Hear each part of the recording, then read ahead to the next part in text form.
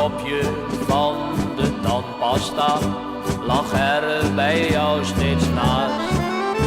En 's morgens was je ochtendziek, dan had ik meestal haast.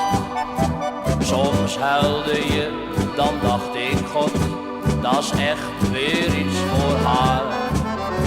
Zoiets doe je verdorie niet na 21 jaar. Kom terug naar huis, Nelly, kom terug naar huis.